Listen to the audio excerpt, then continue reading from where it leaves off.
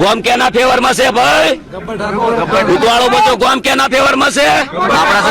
આપણે કોઈને પૂછ્યું ના. 3 વાગ્યા સુધી આપણે રાહ જોઈ.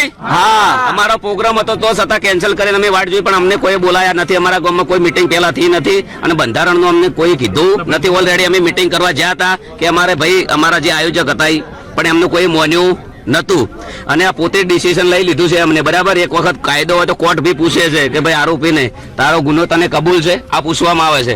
કદાચ કોમના નિયમમાં સારું ફોસીની સજા નહીં નખાત તો મારે મરવું પડો યાર. અને આ તો સારું છે કે એના ઘરમાં હું નહીં રહેતો, શિયાળાનો ઢાજનો ઠરી જોત. પોતે ડિસિઝન લઈ લેવું, પોતે બોલવું, એમને ખબર નહીં કે શું કરવું શું ના કરવું એમ.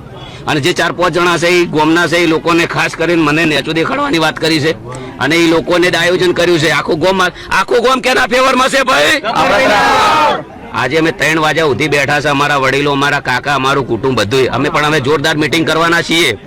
હું ખોટો હશું તો મારા ફેવરમાં કોઈ નહીં આવે. જે દિવસ મીટિંગ કરશું એ દિવસે ખબર પડી જશે કે ગબ્બર ઠાકોર સાચો વ્યક્તિ હશે તો એ દિવસે ખબર પડી જશે કે એમના ફેવરમાં જનતા કેટલી છે, સમાજ કેટલો છે. અત્યારે સમાજે સમાજ બહાર કરવાની જે વાત કરી છે, આ વાતને આપ કઈ રીતે જોઈ રહ્યા છો?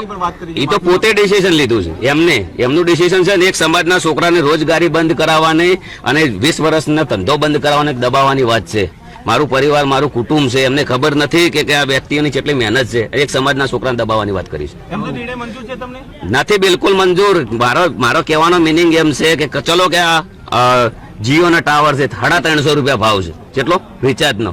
બરાબર, દરેક ગામની અંદર સમાજ નિર્ણય કરી કે ભાઈ તમારું ટાવર નહીં રહેવા દઈએ, 100 રૂપિયા રિચાર્જ ના કરો. નહીં થાય એમનાથી, કદી નહીં થાય. આજે નહીં થાય ને કાલે નહીં થાય. સમાજને તમારે અમારું ડિસિઝન લીધું છે, ભલે કશું વધુ નહીં. સમાજ બહાર છીએ ઓલરેડી અને દયા છે કુદરત રોમાં પે નહીં.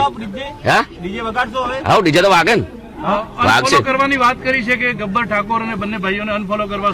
અનફોલો તો હવે ચેવી વસ્તુ છે, લોકચાહનાની વાતો છે. અનફોલો તો બરાબર, લોકો જે અમારી વેદના સમજે છે એમને ખબર છે.